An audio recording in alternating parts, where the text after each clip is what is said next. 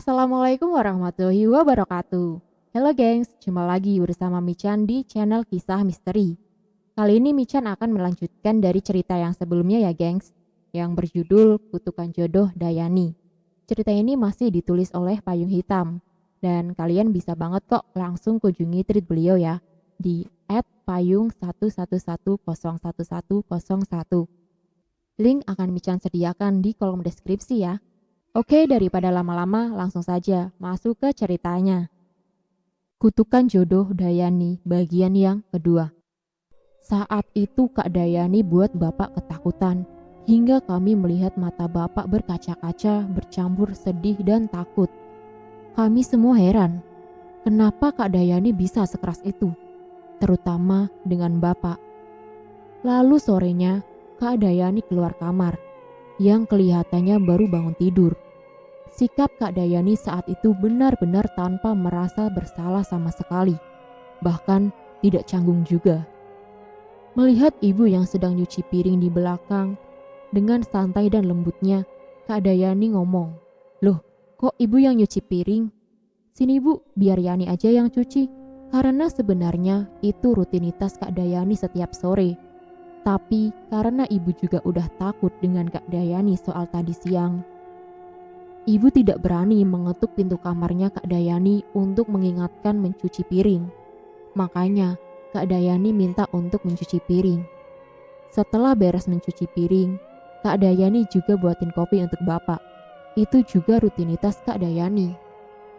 Melihat itu, kami semua merasa heran dengan Kak Dayani. Sikapnya menunjukkan seolah tidak terjadi apa-apa, tidak merasa bersalah, bahkan tidak canggung sama sekali. Bapak sampai ragu, jangan-jangan yang marah-marah tadi itu bukan Kak Dayani.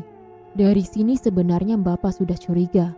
Tapi karena Kak Dayani juga sering pikun, jadi kami mikir mungkin Kak Dayani pikun lagi, alias lupa soal kejadian tadi siang.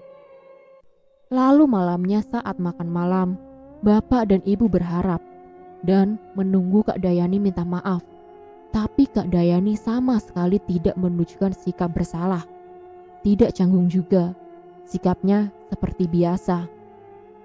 Akhirnya Bapak buka pembahasan dan bertanya ke Kak Dayani, "Yani, kamu kenapa tadi siang?" Dengan santainya Kak Dayani menjawab, "Oh, batu itu hanya untuk herbal perawatan wanita aja kok Pak."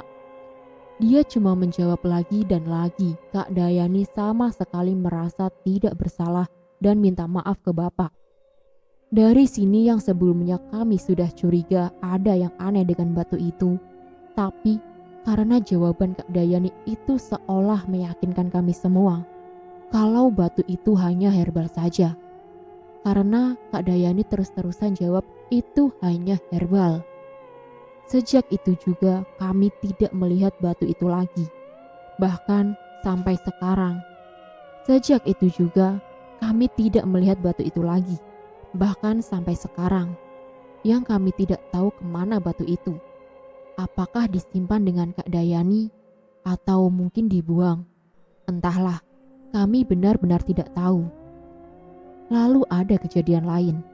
Dari kejadian ini, kami sekeluarga baru mulai mengetahui apa yang sebenarnya terjadi dengan Kak Dayani. Soal semua keanehannya dan kenapa sulitnya Kak Dayani menemukan jodoh. Jadi itu bermula dengan kedatangan seorang lelaki yang berasal dari desa kami juga, yang bernama Didi. Awalnya kami semua menganggap ini kabar baik, hal yang paling ditunggu-tunggu Bapak dan Ibu. Karena saat itu Didi datang bersama kedua orang tuanya yang berniat melamar Kak Dayani. Kami semua sangat senang. Apalagi Kak Dayani benar-benar senang selama berhari-hari Kak Dayani dimabuk asmara. Terlebih Didi juga di desa dianggap anak yang berpendidikan karena saat itu dia sudah sarjana, bahkan sudah kerja di salah satu perusahaan yang berbasis di Jakarta. Dia juga sudah menetap secara mandiri di sana. Saat itu, Didi pulang kampung menemui bapak ibunya dan memang berniat ingin melamar Kak Dayani. Tapi setelah beberapa hari Kak Dayani di mabuk asmara setelah lamaran itu, Didi berubah pikiran dan memutuskan hubungannya dengan Kak Dayani. Kami semua pastinya sangat kecewa dengan keputusan Didi, terutama Kak Dayani. Tapi Bapak mulai berpikir lain. Saat itu Bapak mengingat kejadian sebelumnya soal kejadian hubungan Kak Dayani dengan anak temannya yang sudah beberapa kali dijodohkannya selalu gagal. Bahkan sekarang dengan Didi terjadi lagi hal yang sama. Bapak mulai berpikir dan timbul pertanyaan, kenapa semua lelaki yang awalnya sudah suka, tapi dalam waktu singkat berubah pikiran? Apa ada yang salah dengan Dayani? Bapak berkali-kali menanyakan seperti itu denganku. Akhirnya aku mengajak Bapak bertemu ke rumah Didi. Pak, berhubung Didi belum balik ke Jakarta, kita tanyakan saja apa alasan Didi berubah pikiran. Bapak setuju. Lalu aku dan Bapak bertamu ke rumah Didi seperti rencana kami. Bapak bertanya dengan Didi. Nak Didi, sebelumnya saya minta maaf. Bukannya saya tidak terima keputusan Nak Didi, tapi saya sebagai bapaknya Dayani, saya ingin tahu kenapa Nak Didi berubah pikiran. Saya juga minta maaf Pak, sudah membuat Bapak sekeluarga kecewa. Tapi saya juga bingung, kenapa Dayani bukan seperti yang saya lihat di awal. Setelah beberapa hari saya ketakutan melihat Dayani, saya merasa tertekan. Saya juga bingung kenapa aneh seperti ini rasanya. Jadi intinya, di sini Didi menjawab apa yang dia rasakan saat melihat Kak Dayani. Didi berani jujur, sedangkan lelaki sebelumnya tidak ada yang menceritakan alasan kenapa mereka menghindar dari Kak Dayani. Itulah sebabnya kenapa aku hanya menceritakan lebih detail soal Didi dibanding lelaki sebelumnya. Setelah itu kami pamit pulang, dan di rumah kami mulai mikir bingung dan ketakutan. Seolah apa yang dikatakan bapaknya sepertinya benar. Ada yang sudah salah dengan Kak Dayani. Di saat bapak sedang kebingungan sendiri, aku menyarankan bapak coba konsultasi saja dengan Mbok Minah. Jadi, Mbok Minah ini dukun beranak. Kata temanku, dia juga bisa mengobati penyakit kampung. Bapak setuju. Kami langsung mengajak ibu dan Kak Dayani ke rumah Mbok Minah yang berada di desa sebelah.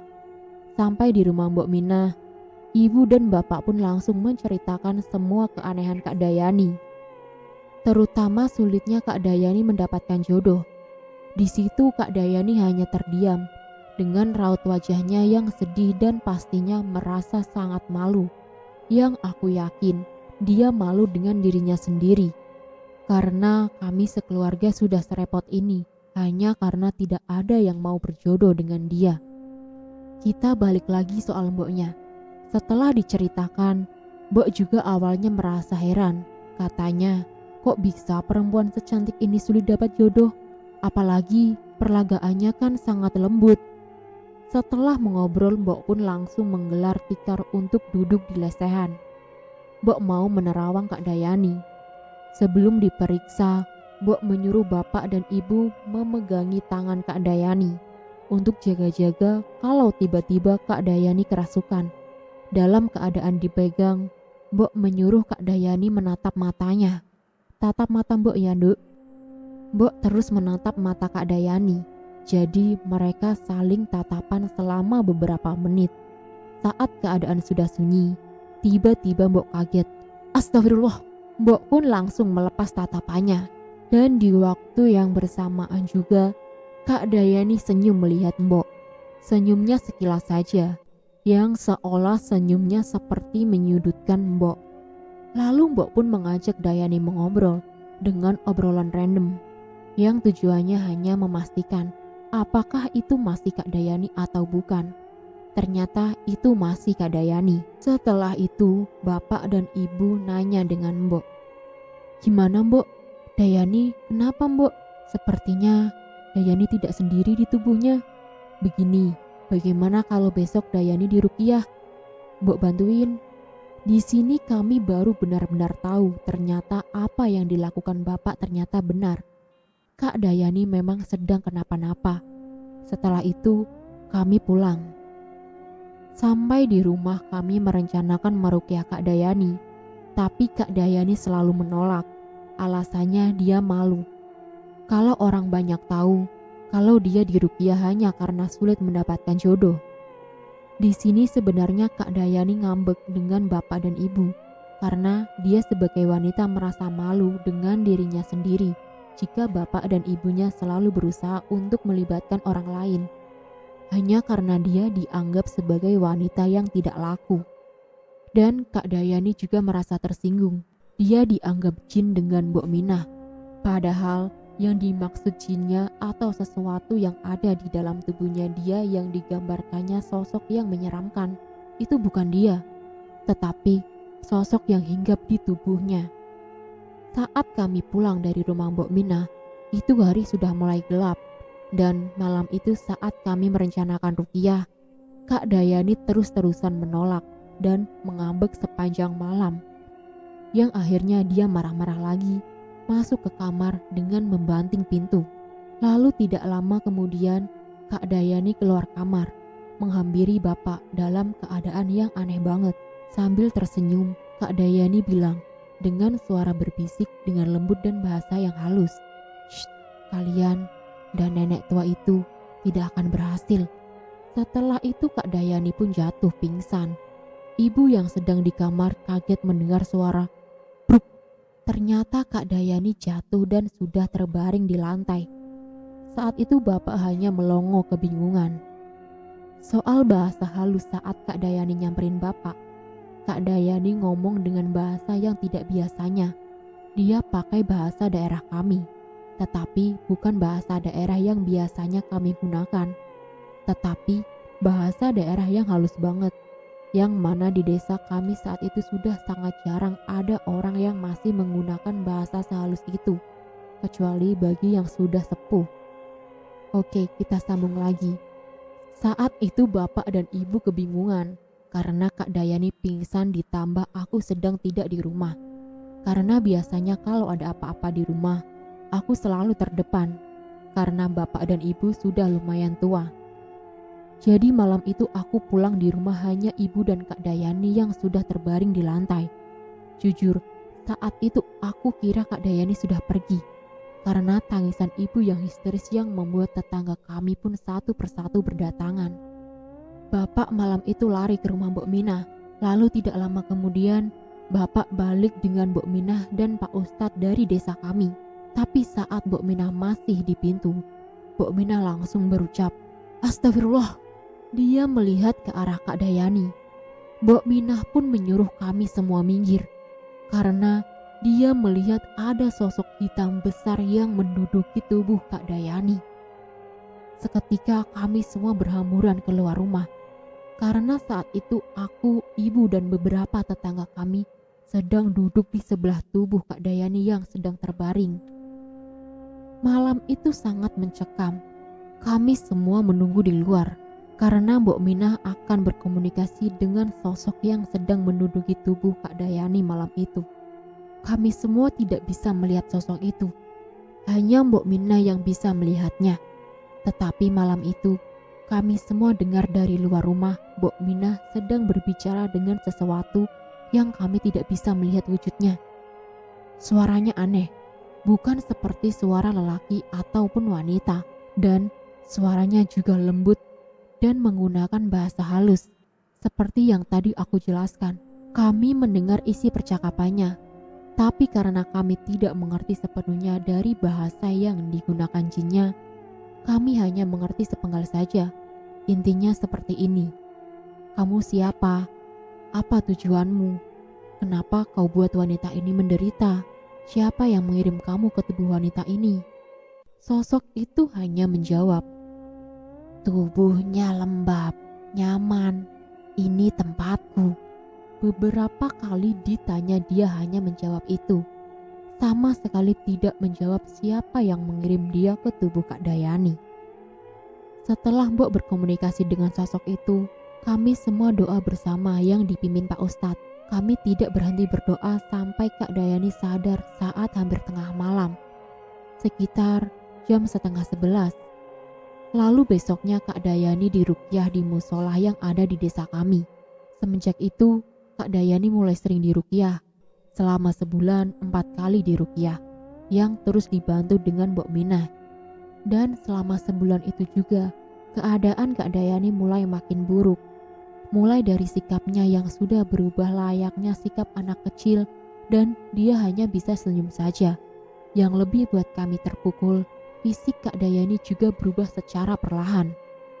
Mukanya menua hanya dalam sebulan. Kantong matanya melebar hingga terlihat longgar yang terlihat bola matanya nyaris lepas. Tubuhnya sudah sangat kurus. Perubahan sikap dan fisiknya terjadi hanya dalam sebulan. Bapak ibu hanya bisa menangis melihat Kak Dayani seperti itu. Kak Dayani terus tersenyum. Kami pun terus melakukan ruqyah lebih sering lagi untuk melawan jinnya. Dan terus berdoa agar Kak Dayani bisa kembali kayak semula. Di sisi lain, Mbok Minah menyuruh bapak mencari batu. Batu yang dulunya Kak Dayani sering masukkan ke gelas. Karena soal batu itu juga sudah lebih dulu diceritakan bapak dan ibu. Kali ini Mbok minta bapak untuk mencari batunya atau mungkin ada jimat yang ditaruh pengirim jinnya di rumah mereka. Karena di sini Mbok Minah mulai penasaran dan curiga juga dengan batu itu. Lalu kami pun mencari batu itu seisi rumah. Tapi kami tidak menemukan lagi batunya. Aku sempat menanyakan dengan Kak Dayani, di mana batunya. Tapi Kak Dayani hanya bisa tersenyum. Layaknya aku menanyakan dengan anak bayi yang belum bisa berbicara. Kak Dayani sudah tidak bisa mengobrol lagi. Di sini kami tidak tahu harus bagaimana lagi. Kami juga tidak kuat melihat Kak Dayani terus begitu. Lalu aku kepikiran, apakah mungkin Kak Dayani hanya menderita penyakit medis? Mungkin Kak Dayani stres berlebihan karena malu. Karena dia sendiri menganggap dirinya wanita yang tidak laku. Dia malu dengan semua warga desa. Apalagi banyak isu jelek dari masyarakat soal Kak Dayani. Mungkin karena itu Kak Dayani stres dan membuat gizinya juga buruk yang membuatkan perubahan pada fisiknya. Aku sempat berpikiran seperti itu. Lalu aku mengajak bapak dan ibu mengobrol, menyarankan mereka untuk membawa Kak Dayani berobat ke ahli jiwa atau ahli gizi. Ternyata bapak ibu setuju juga. Singkat cerita, akhirnya kami membawa Kak Dayani ke rumah sakit jiwa. Di sana, dia ditangani secara langsung dengan ahli jiwa selama kurang lebih setahun dalam masa perawatan di rumah sakit jiwa. Tapi setelah dirawat dalam kurun waktu setahun, Kak Dayani sama sekali tidak membaik, bahkan makin memburuk lagi. Keadaan tubuhnya makin kurus, keadaan wajahnya makin buruk lagi. Pokoknya tidak enak lagi dipandang. Pihak rumah sakit jiwa juga tidak bisa mendeteksi sumber penyakitnya dan sama sekali tidak ada perubahan pada sikapnya. Banyak pilihan juga yang menyarankan kami untuk pengobatan kampung, termasuk pihak medis. Akhirnya, kami pun membawa Kak Dayani pulang lagi. Semenjak Kak Dayani sudah di rumah lagi, banyak anak-anak desa yang ketakutan melihat Kak Dayani. Yang saat itu Kak Dayani suka duduk di depan rumah dengan tingkahnya yang random dan fisiknya menakutkan anak-anak. Bapak ibu hanya bisa menangis melihat Kak Dayani. Aku terus melihat ibu menangis. Di sini keluarga kami sama sekali tanpa senyuman. Ada penghalang besar yang membendung senyuman kami, kecuali Kak Dayani yang terus tersenyum. Hingga di satu titik kami sudah bingung mau berobat Kak Dayani kemana lagi. Lalu saat itu temannya bapak datang, menyarankan bahwa Kak Dayani ke Mbah Jiwo, dukun yang dianggap menggunakan ilmu hitam menurut kebanyakan warga di desa kami. Katanya Mbah Jiwo dukun yang kuat. Mungkin Mbah Jiwo bisa mengusir sosok yang ada di dalam tubuhnya Kak Dayani. Awalnya bapak juga ragu karena takut musyrik. Lalu bapak berkompromi dengan aku dan ibu juga. Kami juga awalnya ragu, tapi karena kami tidak kuat melihat Kak Dayani terus-terusan begitu, akhirnya kami nekat membawanya Kak Dayani ke Mbah Jiwo yang saat itu rumahnya lumayan jauh dari desa kami. Sampai di rumah Mbah Jiwo, Kak Dayani langsung memberontak, seperti takut dan benci melihat Mbah Jiwo. Aku dan bapak pun langsung memegang kaki Dayani. Karena kami tidak kuat, Kak Dayani benar-benar kuat. Akhirnya aku dan bapak mengikat tangan Kak Dayani pakai selendang yang saat itu dipakai ibu.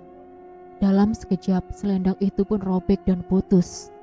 Akhirnya Mbah Jiwo mengasih kami sehelai daun bambu yang sudah kering dan tipis. Mbah menyuruh kami mengikat tangan Kak Dayani pakai itu. Kami heran, tapi kami tahu Mbah Jiwo dukun. Dia lebih tahu soal ini. Kami pun segera mengikat tangan Kak Dayani dengan daun bambu itu. Anehnya, Kak Dayani benar-benar tidak bisa bergerak. Ya, aneh. Kami juga merasa sangat aneh soal itu. Setelah Kak Dayani bisa tenang, barulah kami menceritakan dengan Mbah soal Kak Dayani. Mbah Jiwo pun memeriksa Kak Dayani dengan metode-metodenya yang kami tidak mengerti. Setelah itu barulah Mbah Jiwo menjelaskan dengan kami, dan disinilah kami akhirnya mendapatkan jawaban soal semuanya. Kata Mbah Jiwo, ada sosok jin hitam besar kurus bermata merah yang ada di dalam tubuh anak ini. Kasihan dia. Ada yang mengirimkan jin ini ke tubuhnya agar anak ini sulit mendapatkan jodoh. Karena setiap lelaki yang berniat meminangnya, lelaki itu tidak akan melihat dan merasakan aura aslinya. Karena mereka akan melihat dan merasakan aura hitam dari jinnya yang memang diperintah untuk menutup aura aslinya.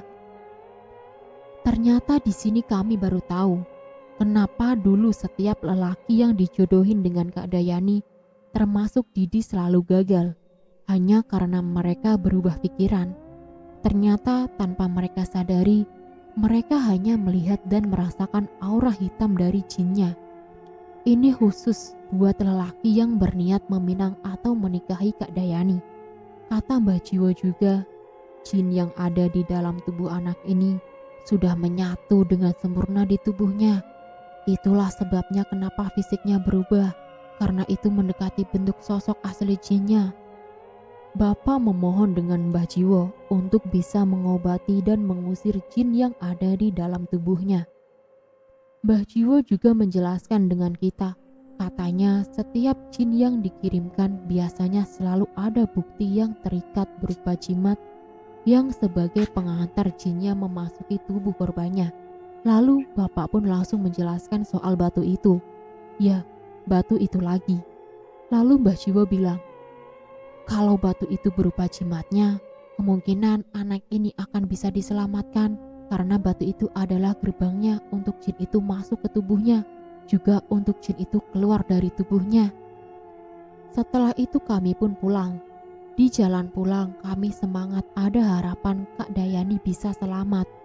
Sampai di rumah kami pun semua mencari batunya. Semua barang-barang di rumah terutama kamarnya Kak Dayani kami bongkar untuk mencari batu itu. Tapi setelah beberapa hari kami tidak menemukan batu itu. Akhirnya kami balik lagi ke rumah Mbah Jiwo. Sampai di rumah Mbah Jiwo, kami menjelaskan kalau kami benar-benar tidak menemukannya batu itu lagi. Mbah juga bilang, tanpa batu itu jinnya tidak akan bisa keluar. Sebenarnya bisa, tapi jinnya harus dikeluarkan secara paksa. Tapi Mbah Jiwo mengaku tidak akan kuat menghadapi jinnya kalau dikeluarkan secara paksa, karena resiko terlalu besar untuk Mbah Jiwo. Dengan berat kami pun harus mengerti. Harapan merasa hilang. Lalu di sini Mbah Jiwo juga menawarkan kepada kami untuk melihat berinteraksi secara langsung dengan jin yang ada di dalam tubuh Kak Dayani. Kami semua bersedia. Tapi ada syarat atau ritualnya yang harus kami lakukan. Kami harus mandi dengan daun sirih dan jeruk purut. Dan mandinya harus setiap subuh selama 7 hari ke depan. Sebelum mandi, harus melafalkan semacam doa, tapi bukan doa dari agama, tetapi semacam mantra yang menggunakan bahasa daerah yang ditulis Mbah Jiwo di kertas. Lalu kami juga tidak boleh memakan makanan yang bercampur garam selama 7 hari juga. Lalu kami pun pulang. Di rumah Aku, bapak dan ibu menjalankan ritualnya selama 7 hari. Setelah itu kami balik lagi ke rumah Mbah Jiwo. Di sana seperti biasa, Kak Dayani selalu memberontak saat ke rumah Mbah Jiwo. Tapi Mbah Jiwo juga selalu menyiapkan sehelai daun bambu untuk mengikat tangannya Kak Dayani. Setelah Kak Dayani sudah tenang, Mbah Jiwo juga langsung mempersiapkan tempat untuk kami di rumahnya untuk kami berinteraksi dengan jinnya. Tapi sebelum mulai, Mbah Jiwo mengingatkan kami.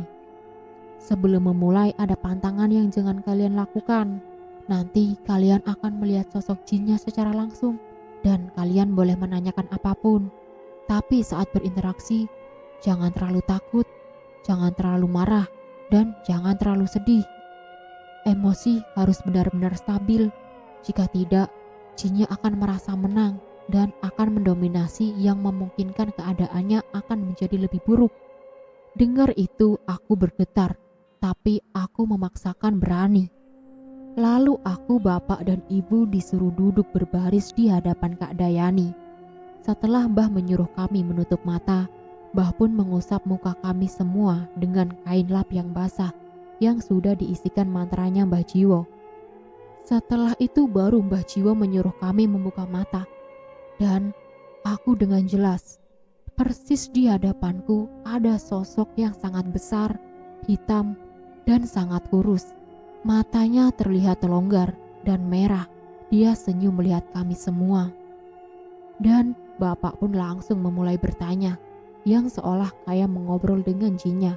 Di sini kami tidak bisa memahami semua maksud dari jinnya, karena bahasa jinnya yang menggunakan bahasa daerah halus. Yang kami tangkap atau yang kami pahami, jinnya mengatakan tidak akan bisa dan tidak akan mau keluar dari tubuhnya Kak Dayani. Jinnya juga bersumpah kalau Kak Dayani tidak akan pernah selamat. Jinnya mengatakan itu dengan bahasanya yang lembut dan halus. Bapak juga sempat menanyakan siapa yang mengirimkan dia ke tubuhnya Kak Dayani. Tapi tetap jinnya tidak mau menjawab, hanya senyum. Di sini kami semua telah melihat dengan jelas persis di hadapan kami jinnya. Setelah mengobrol, kami pun pamit pulang dengan Mbah Jiwo. Bapak dan ibu sangat lemas. Ibu tidak pernah berhenti menangis. Setelah ini kami benar-benar pasrah. Kami hanya bisa berdoa dan berharap Kak Dayani bisa kembali. Dan pengobatan dengan Mbah Jiwo adalah pengobatan terakhir Kak Dayani.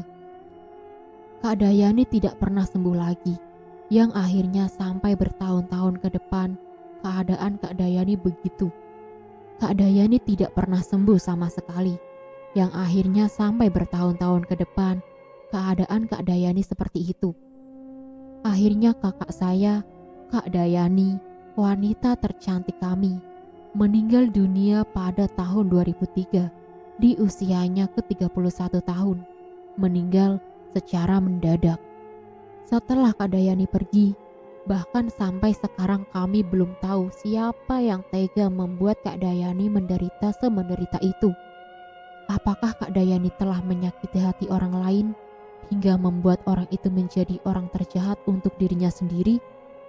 Atau mungkin itu hanya orang syirik yang sangat kejam tanpa dikaruniai belas kasih sesama manusia. Tapi ya sudah, kami sudah melupakan kejadiannya dan juga sudah memaafkan siapapun pelaku di balik semua ini. Kami tidak ingin kembali mengingat kisah ini. Tapi di sini kami hanya ingin membagikan kisah kami. Semoga bisa menjadikan pembelajaran. Buang yang buruknya, petik pembelajarannya. Dan selesai. Sekian dan itulah akhir dari kisah misteri yang berjudul Kutukan Jodoh Dayani.